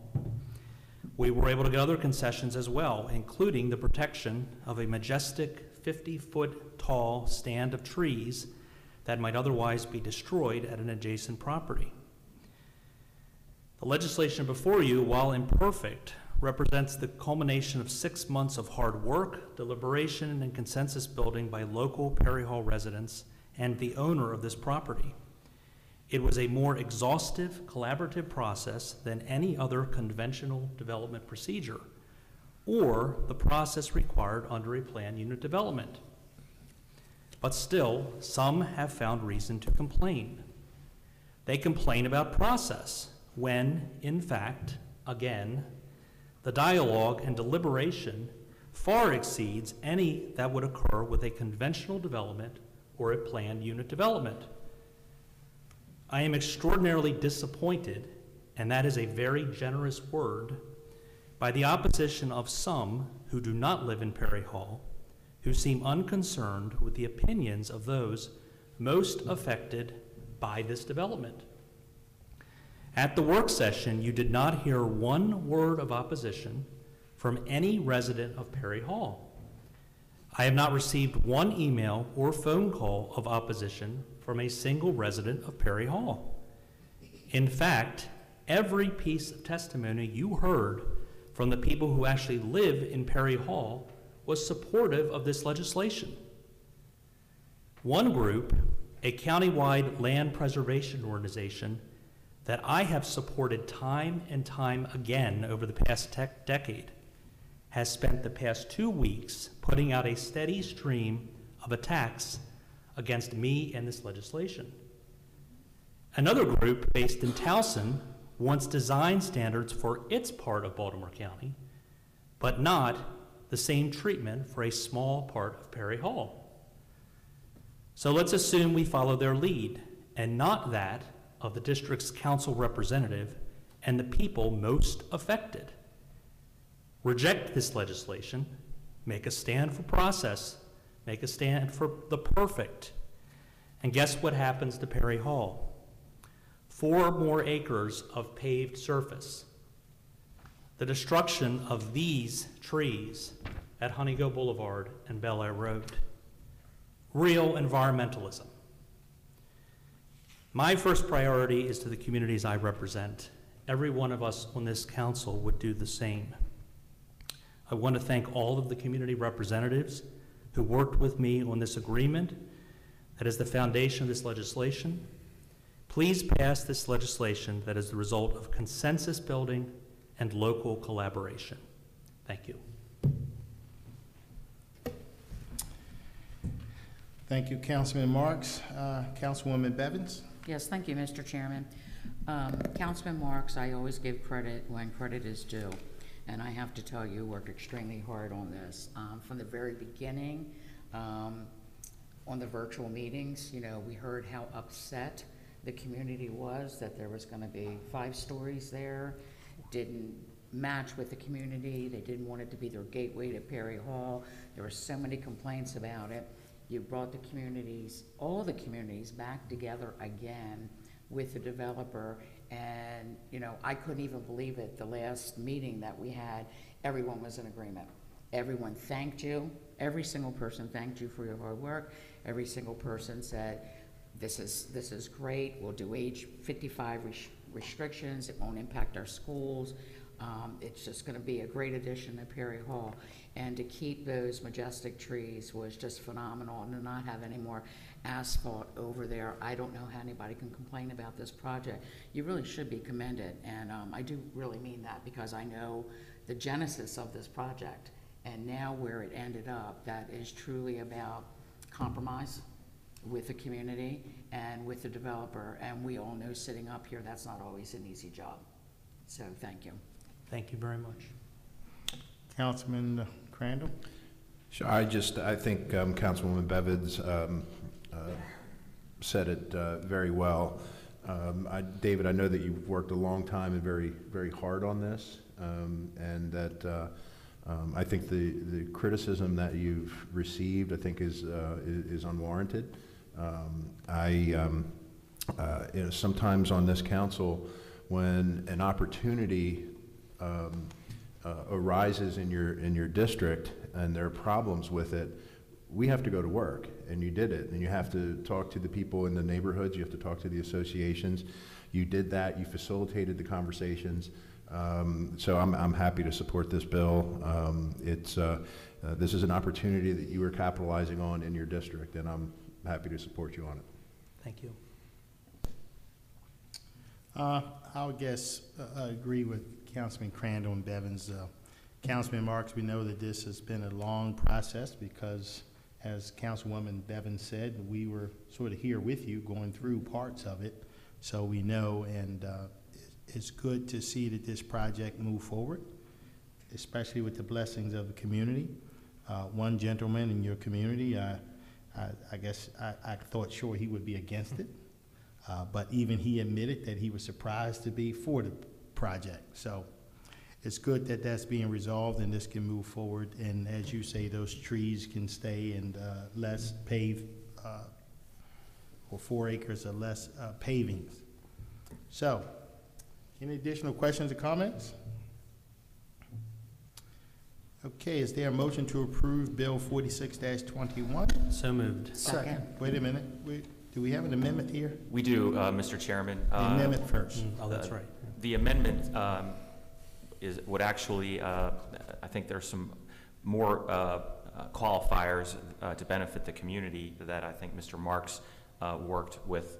The first one would indicate that the residential development area shall occupy a maximum of 4 gross acres of the overall development tract, and then in the application section of the relevant regulation, the amendment would state that for units directly fronting on an existing public road, the maximum height shall be 2 stories above the highest point of grade, and then later on, in the application section, the amendment would state that, among other things, that the development would satisfy the requirements of Section 326108 of the County Code by paying a fee in lieu consistent with the fee imposed for an elderly housing facility. Any questions on the amendment? Hearing none, Mr. Secretary, Now, is there a motion to approve the amendments to Bill 46-21? So moved. Second. It's been moved and seconded. Mr. Secretary, please call the roll on the amendment to Bill 46-21. Mr. Jones? Aye. Mr. Marks? Aye. Mrs. Bevins? Aye. Mr. Crandall? Aye. Mr. Catch? Aye. Mr. Patoka? Mr. Quirk? Aye. The ayes have it. Amendment to 46-21 is passed. I would like to say, Mr. Patacourt, with the, oh, I called you Mr. Patacourt. Oh, my God, I can't believe I did that. Mr. Boswick, I have to say I don't appreciate the language of 55 and older being associated with elderly. I don't either, Mr. Okay, I Madam. just wanted that for the record. It didn't used to matter to me either, but it does now.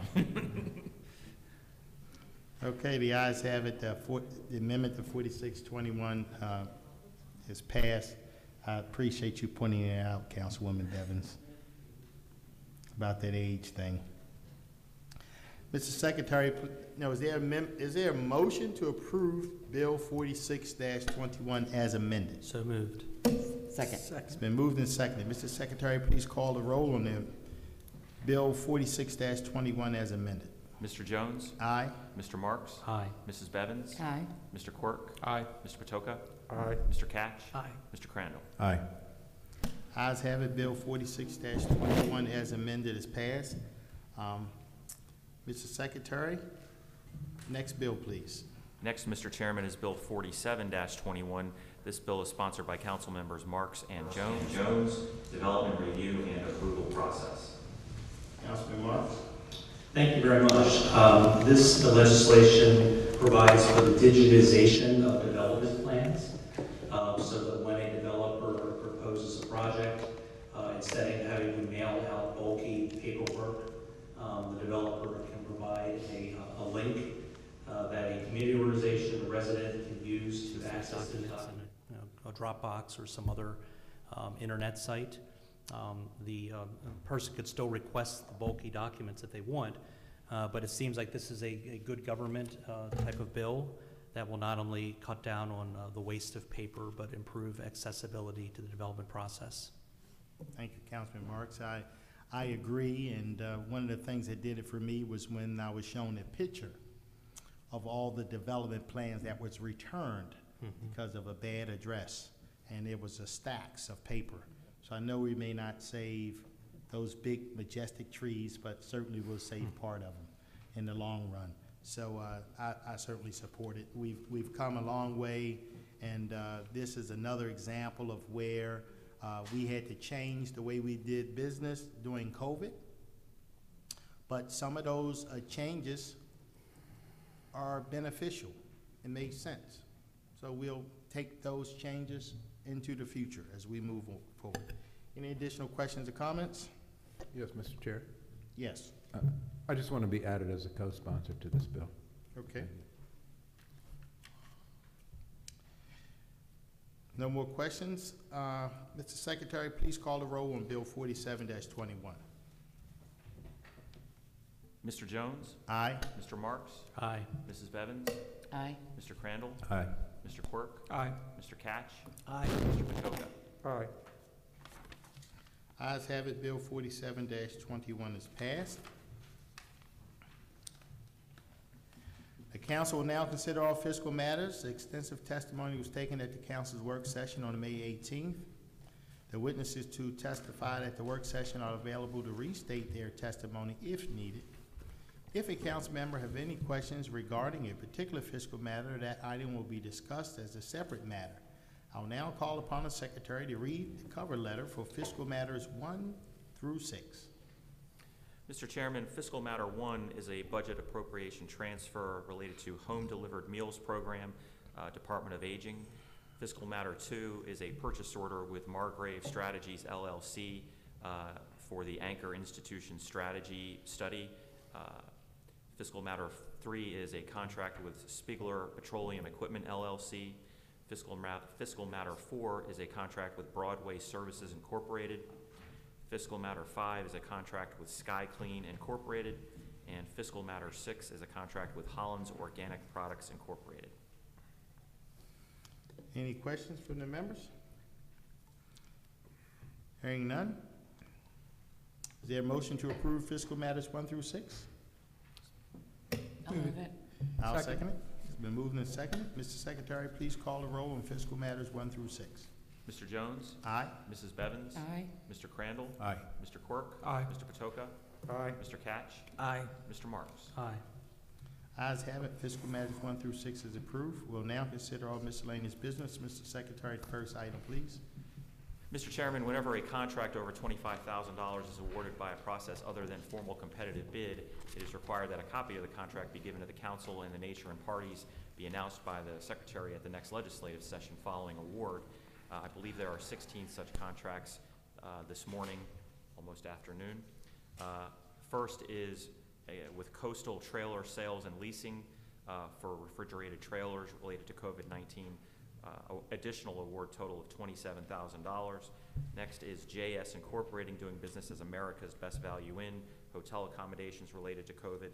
Award total $79,379.39. Next is Hotel Pikesville LLC, doing business as the DoubleTree by Hilton, for again accommodations during COVID. $61,252.66. Red Run Hospitality LLC, doing business as residents in Baltimore Owings Mills, hotel accommodations, $177,310. Brody Transportation Company Incorporated, refrigerated truck rental related to COVID-19, $9,000. The additional award total of $9,750. Brody Transportation Company Incorporated, dry freight truck rental COVID-19, additional award of $9,555. Brody Transportation Incorporated, dry freight trailer rental COVID-19, additional award of $11,220.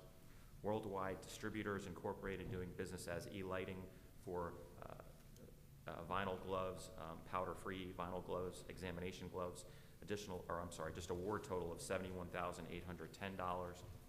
Rexel USA Incorporated, tech support related to the Public Works Supervisory Control Data Acquisition System, award total of $70,086.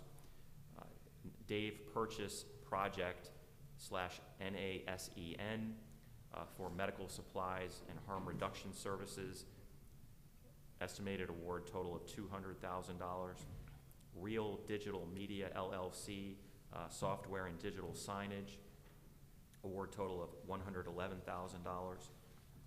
Pequea Valley Farm, for dairy products, milk, yogurt, and cheese related to COVID-19, estimated award total of $1,220,000. Old Crest Farm LLC, food, poultry, chicken, and turkey related to COVID-19, estimated award of $1,110,000. Albright Farms Corporation for large eggs related to COVID-19 in the amount of $611,000. South Mountain Creamery LLC for gallons of milk related to COVID-19, $484,000 estimated award. Edward G. Rall and Sons Incorporated for boxed produce related to COVID-19, estimated award total of $3,977,496. Thank you, Mr. Secretary. Next item, please. Thank you, Mr. Chairman. Next is Resolution 64-21. This is a resolution to authorize agreement with Solar Star Hernwood LLC. Seth Blumen.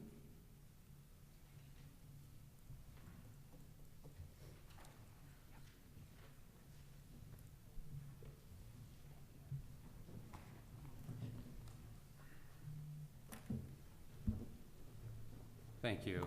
Resolution 6421 authorizes the county to enter into a 25-year agreement with Solar Star Hernwood for payments in lieu of taxation on real property, which is the land, and personal property, which is the equipment of the solar developer, to support a solar energy project at the closed Hernwood landfill. It's a capped landfill, so it's an underutilized site. It's just basically a meadow at this point in Woodstock. The payment in lieu of taxation agreement is effective upon the commercial operation date, which is when the solar project is finished and online, which is estimated at this point to be September 28th of 23. And the payment in lieu of taxation will remain in effect until the termination of the lease and the agreement, which is the expiration date. The county has entered into a power purchase agreement, which is how we buy the energy with SolarStar for the energy generated by the system. SolarStar intends to enter into a ground lease with the county for the installation of the facilities on approximately 58 acres for Hernwood, about 19 acres at Parkton. They're two different sites.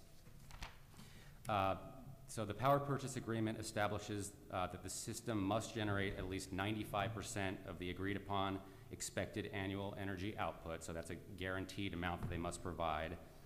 The county will pay less than our normal standard utility rates, which is how we're going to save money over the contract term, at about 9 cents for Hernwood over the 25-year term, and there are renewal options for additional terms for 3 years and 5 years as well. Those are optional.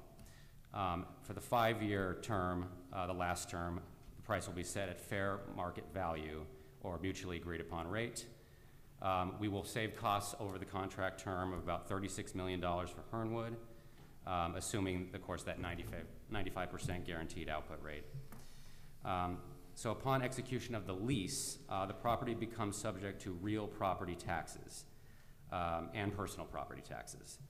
The pilot agreement, the payment in lieu of taxation, will allow the county to purchase energy at a reduced rate in lieu of property taxes being absorbed into our higher contract rate. The resolution authorizes the county to enter into a minimum 25-year agreement. Talked about that on the commercial operation date. And the payment amount is going to be $8,710 per megawatt. That's the energy produced per year. That's for Hernwood. The property owner will make payments on July 1 of each calendar year and will be subject to payments as long as they're not in default. They're still in the agreement.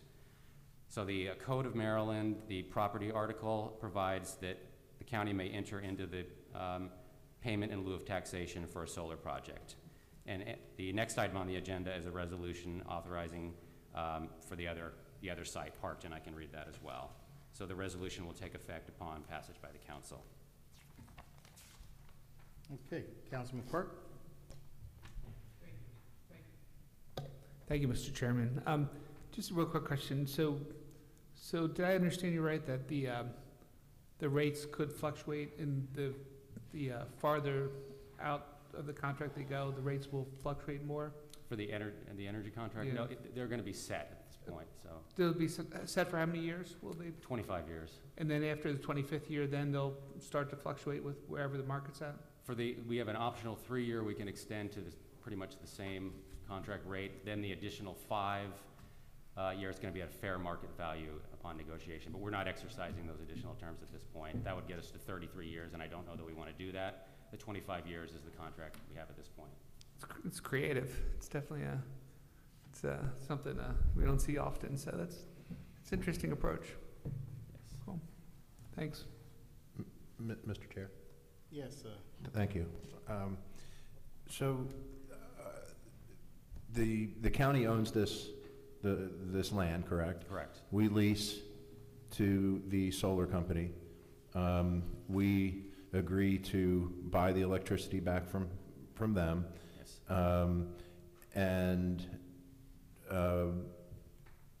What is our benefit? I just want it sort of dumbed down so the Dundalk guy can understand it up here. So what is the benefit to the county in the pilot? So the benefit to the county in the pilot is that the developer will have a set amount they're going to pay in lieu of the taxation. They'll be able to plan according to that set rate, and it will not fluctuate. So that's one of the benefits. Okay, so if the county's tax situation changes, theirs won't. Correct. Okay. Is there, because the county owns the property, I understand we can lease it to them, therefore it becomes taxable. Right. The property becomes taxable. Would the county consider that with a privately owned piece of property? Privately owned. propose to put a solar farm on, will we enter into a PPA with a private company and exercise the same type of agreement? We would then have to get rights to that land, since it's not currently our land. Okay, so in order to do a pilot, the county would have to own the land? Correct. Okay. I mean, I don't know if that's consistent with when we've done more traditional real estate pilots. Mr. Blades, I see you're anxious to. No, we would not have to own the land for a pilot. We have done other pilots for, just as an example, like an apartment complex that's doing Right. renovations or something along those lines. Right. For a pilot. But I think it would be a case-by-case basis. I don't think we can give you a specific answer to your question at this time. Well, in this industry, we would have to do a PPA in order to do a pilot, just because of the nature of the industry, right? Right, we would need some sort of contractual agreement. Okay, thank you. I thought you were asking about the pilot in the context of the PPA. No, I got it.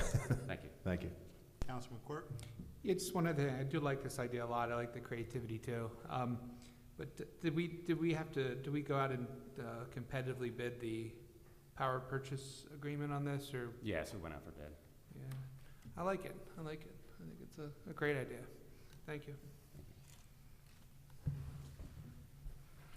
I don't live far from there. I hope the kids who ride the dirt bikes don't mind. They won't. I know they do that, but we don't love that, but we like when people walk through with horses and they're peaceful, but we do get some of the ATV people going through there. It's not the best thing, but it's close to the Patapsco Park, so that's why we have that situation. Oh, yeah. Any additional questions, comments?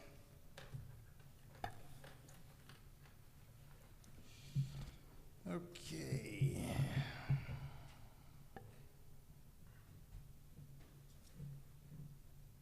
Give me 1 second. Is there a motion to approve Resolution 64-21? I move it. Yep. Second. Been moved and seconded. Mr. Secretary, please call the roll on Resolution 64-21. Mr. Jones? Aye. Mr. Quirk? Aye. Mr. Patoka? Aye. Mr. Catch? Aye. Mr. Marks? Aye. Mrs. Bevins? Aye. Mr. Crandall? Aye. Ayes have it. Resolution 64-21 is passed. Mr. Secretary, next item, please. Next, Mr. Chairman, is Resolution 65-21. This is a similar resolution to the one you just passed. It would authorize an agreement, in this case, with Solar Star Parkton LLC. Okay, Mr. Blumen, go right ahead. Yeah, similar resolution, 25-year agreement. In this case, it's Solar Star Parkton, but it's the same company. So it's the payment in lieu of taxation for real, which is the land, property, and personal, which is the equipment, at the closed Parkton landfill, another capped landfill site. It'll be effective upon the commercial operation date, same date roughly. They're going through the project planning, so that might alter slightly. So we've entered into the power purchase agreement, so that's based on $1 per kilowatt hour for energy. So 19 acres at Parkton. And then the guaranteed performance, they need to perform to 95%. We're paying less than we would on our standard electricity rate, so we're saving and we're getting the green energy, so it's a dual benefit. We have options for a 3-year additional term and a 5-year beyond that are totally optional at this point, and we would save significant costs over the term, $9.5 million for this site. So it becomes subject to real property tax and personal. So similar situation here, and the payment amount is $9,630 per megawatt peak per year for this site. And they'll be required to make the payment on July 1st of each year. So the Code of Maryland Tax Property Article Section 7514 provides that a county may enter into an agreement with the owner of a solar project that is located in the county for a negotiated payment in lieu of taxation. So similar. Thank you. It'll take effect upon passage by the council. Any additional questions or comments? Councilman Quirk? Just very briefly, hey, I just want to say good job on this. I like the thinking behind it. I like the creativity, and I like this. So good work. Thank you. Any additional questions, comments? Okay. Is there a motion to approve Resolution 65-21? So moved. Second. It's been moved and seconded. Mr. Secretary, please call the roll on Resolution 65-21. Mr. Jones? Aye. Mr. Catch? Aye. Mr. Quirk? Aye. Mr. Patoka? Aye. Mr. Crandall? Aye. Mrs. Bevins? Aye. Mr. Marks? Aye. Ayes have it. Resolution 65-21 is passed. Mr. Secretary, next resolution, please. Next, Mr. Chairman, is Resolution 65-21. This is a resolution at the request of the administration, 66, and is also sponsored by Councilman Quirk to support the designation of Arbutus as a sustainable community. Councilman Quirk? Yeah, just super briefly, just appreciate the work of the exec's office helping here, planning, and Brian Morris on my staff, and with Greater Arbutus Business Association, Bettina, and the whole group that have been pushing for this sustainable communities, something really important. We really want to keep the revitalization happening, especially really a lot of focus in this area. I know Wade has some tie-ins to this area, so that's an easy second vote here. But just really do appreciate all the work that went into this, from whether it was planning or whether it was from the community or the business association. Just something that we definitely need continued focus here, and I think this will help, just as we've seen the different sustainable communities have made off Winters Lane and Paradise area as well. So just ask my colleagues for their support. Thanks. Thank you. Any additional questions, comments? Mr. Chair, Yes. just my wife grew up in Arbutus, went to Arbutus Elementary and Middle and Catonsville High. Isn't Arbutus Elementary the oldest? Yeah, I think it's one of the oldest, if not the oldest. It's and it's a great community. Everybody says Catonsville is very active in District 1, but I'll tell you, Arbutus, they keep me as active, if not more. I know I'll even be with them Memorial Day doing their annual flag raising, and yeah, it's just a great community. The only thing they're missing are bakeries. They used to have a load of great bakeries, Yeah. but they're all gone. Yeah, It's Yep, I great community. it is indeed. Okay, is there a motion to approve Resolution 66-21? I'll move it. I'll second it. It's been moved and seconded. Mr. Secretary, please call the roll on Resolution 66-21. Mr. Jones? Aye. Mr. Quirk? Aye. Mr. Patoka? Aye. Mr. Crandall? Aye. Mrs. Bevins? Aye. Mr. Marks? Aye. Mr. Catch? Aye. Ayes have it. Resolution 66-21 is passed. Councilman Quirk, what was it? Was it Catonsville Bakery that was on Evanston Avenue? You Catonsville Bakery, yeah. That was very nice. Oh, yeah. Yeah, we've had a couple of really nice ones, yeah. Now I have to go down to Mr. Zertz on Highlands Ferry Road. There was Gerbex, and Yeah. Yeah, there's there's- one right next to the movie theater. Leo's. Yeah, Leon. Mr. Secretary, next item, please. Yes, sir, Mr. Chairman. Next is Resolution 67-21. This resolution is sponsored by Councilman Marks and would establish the Honeygo Gateway Commercial Revitalization District. Councilman Marks? Simply the companion piece to Bill 4621. Okay, is there an amendment? One amendment? There is one amendment, Mr. Chairman. The original map, Exhibit A, to accompany the resolution, describes illustrates the area of the Commercial Revitalization District as sort of a triangle of Bel Air Road, Honeygo Boulevard, and Forge Road. The amendment would actually amend the map to include an area along Bel Air Road just northeast of Germantown Way that is owned by BGE and I believe is potential subject to redevelopment. Okay, is there a motion to approve the amendment? So moved. Second. It's been moved and seconded. Mr. Secretary, please call the roll on the amendment. Mr. Jones? Aye. Mr. Marks? Aye. Mr. Crandall? Aye. Mrs. Bevins? Mr. Catch? Aye. Mr. Patoka? Aye. Mr. Quirk? Aye. Ayes have it. The amendment is passed. Is there a motion to approve Resolution 67-21 as amended? So moved. I'll second it. It's been moved and seconded. Mr. Secretary, please call the roll on Resolution 67-21 as amended. Mr. Jones? Aye. Mr. Marks? Aye.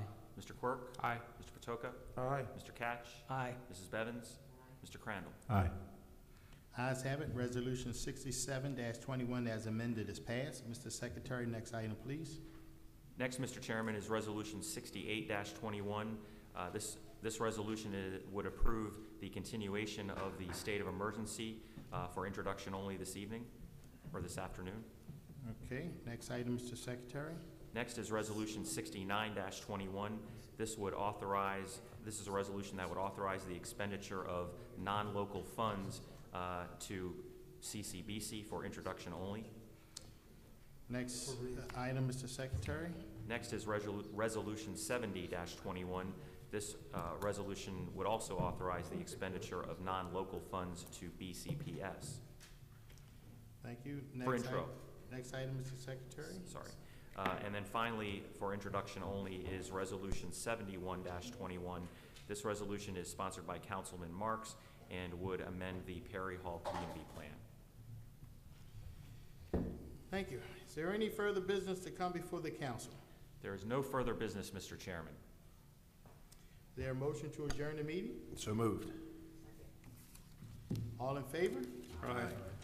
The ayes have it. As is customary, we normally give everybody an opportunity to speak. Is there anybody signed up? There's no one signed up, Mr. Chairman. That's the one meeting of the year that we don't follow that custom. Okay. So my apologies. No, that's okay. Well, if somebody was here, we'd give a chance. All right, thank you, everybody. Have a wonderful weekend. Be safe, and talk to you real soon.